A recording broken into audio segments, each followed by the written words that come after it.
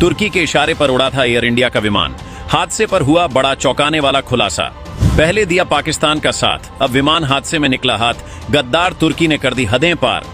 क्या अहमदाबाद विमान हादसे में तुर्की की कंपनी का है हाथ? सामने आ गई बड़ी सच्चाई।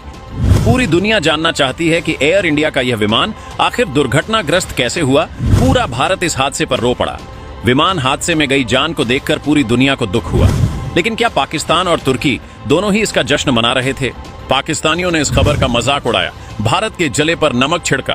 पाकिस्तानी सोशल मीडिया पर जहर उगल रहे थे और गद्दार तुर्की जो भारत की पीठ में छुरा भोग चुका है, उसने भी अपनी औकात दिखा दी। अहमदाबाद में हुए एयर इंडिया विमान हादसे को लेकर जिस तरीके से सवाल उठ रहे हैं, उस बीच सबसे बड़ा सवाल यह कि विमान को उड़ाने के लिए अप्रूवल किसने दिया? वो आखिरी अप्रूवल किसकी तरफ से आया, जिसके बाद विमान आसमान में उड़ान भरने के लिए पूरी तरीके से तैयार हुआ? इन्हीं सवालों के बीच एक नाम आया उस देश का जो पाकिस्तान का सबसे करीबी है और इन दिनों भारत के साथ इसके संबंध बिल्कुल अच्छे नहीं हैं। जी हां, अब तुर्की को लेकर लगातार सवाल उठ रहे हैं कि तुर्की की ही एक कंपनी की वजह से यह विमान हादसा हुआ। अहमदाबाद के सरदार वल्लभ भाई पटेल एयरपोर्ट से निकले एयर इंडिया विमान ने टेक ऑफ किया और फिर 3 मिनट के अंदर ही यह मेघानी इलाके में एक हॉस्टल की इमारत से टकरा गया।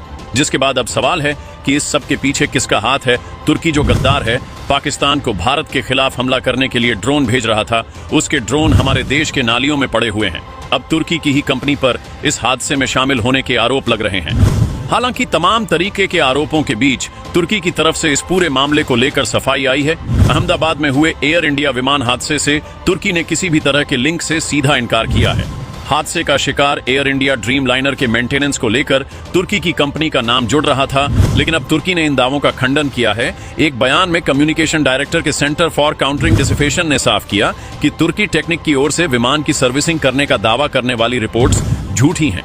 विभाग ने कहा यह दावा कि हादसे का शिकार हुए एयर इंडिया के यात्री विमान बोइंग 7878 का रखरखाव तुर्की टेक्निक की तरफ से किया गया था। पूरी तरह से यह झूठ है। जो विमान हादसे का शिकार हुआ वह इस समझौते के दायरे में नहीं आता। आज तक तुर्की की उस कंपनी ने इस प्रकार के किसी भी विमान की मरम्मत नहीं की है। शुरुआती जांच में कई सवाल खड़े हुए हैं। पहला सवाल, विमान की लैंडिंग गियर टेक ऑफ के बाद भी ऊपर क्यों नहीं की गई? क्या विमान के दोनों इंजन फेल हो गए थे? क्या फ्यूल कंटेमिनेशन या ब्लैकेज की वजह से इंजन ने काम करना बंद कर दिया? क्या टेक ऑफ के समय विंग्स के फ्लैप्स नीचे किए गए थे? क्या बर्ड हेड का हादसे में योगदान रहा या किसी की साजिश है? साजिश का नाम सुनते ही बाबा रामदेव ने तुर्की का नाम लिया। उन्होंने हादसों में तुर्की की एजेंसी की साजिश का शक जताया है। बाबा ने आरोप लगाया था कि इस हादसे के जरिए कहीं तुर्की की कंपनी ने भारत से दुश्मनी तो नहीं निकाली है, लेकिन अब तुर्की के सूचना विभाग ने उस दावे को नकार दिया।